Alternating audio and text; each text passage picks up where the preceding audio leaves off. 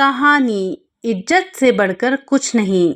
एक बार की बात है, एक लकड़हारा एक गांव से दूसरे गांव को जा रहा था।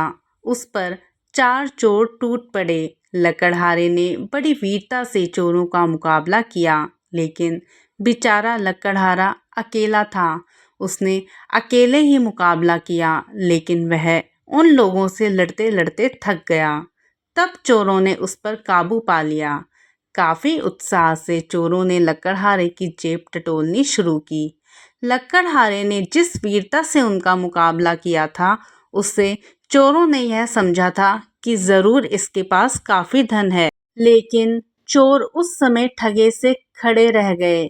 जब उन्होंने लकड़हारे की पूरी तलाशी में भी मुश्किल से 4-5 सिक्के हासिल किए, एक चोर से रहा नहीं गया। उसने लकड़हारे से पूछ ही लिया, हद हो गई, इतनी मामूली सी रकम बचाने के लिए तुमने इतने जोरों से मुकाबला किया।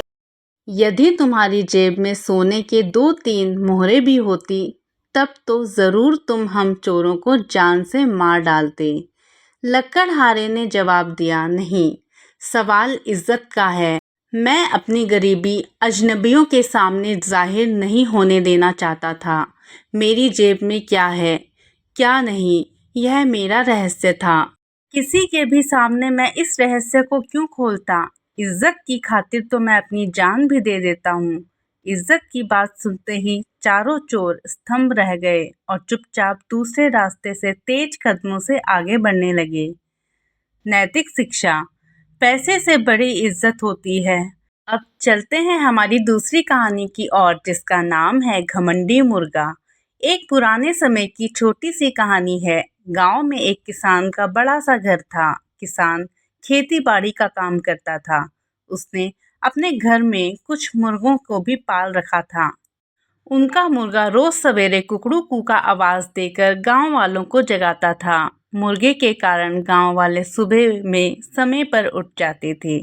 एक बार गांव के एक शरारती बच्चे ने एक बड़े मुर्गे को दौड़ा दौड़ा कर काफी परेशान कर दिया था। वह मुर्गा बच्चों के शरारत के कारण काफी परेशान हो गया था। उसने सोचा कि अब वह सुबह में कोई आवाज नहीं देगा। उसने सोचा कि उसके आवाज नहीं देने के कारण गांव वाले सभी लोग सोते रहेंगे और वे सवेरे देर से जागेंगे। उसके बाद ही गांव वालों को मेरी अहमियत का पता चलेगा। उसके बाद कोई भी मुझे तंग नहीं करेगा।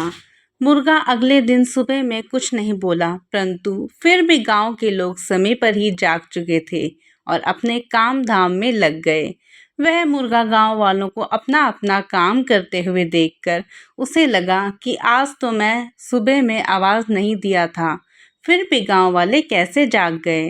अब मुर्गे को अच्छी तरह से समझ में आ गया था कि किसी के बिना कोई भी काम रुकता नहीं है। सबका काम किसी न किसी तरह से चलता ही रहता है। इसीलिए हमें अपने आप पर कभी भी अहंकार नहीं करना चाहिए। सीख, इस कहानी से हमें सीखने को मिलता है कि खुद पर घमंड कभी नहीं करना चाहिए। आपकी अहमियत बिना बताए ही लोगों को पता चल जाएगा। दोस्तों, अगर आपको कहानी अच्छी लगी हो तो प्लीज़ मेरे चैनल को सब्सक्राइब करें। धन्यवाद।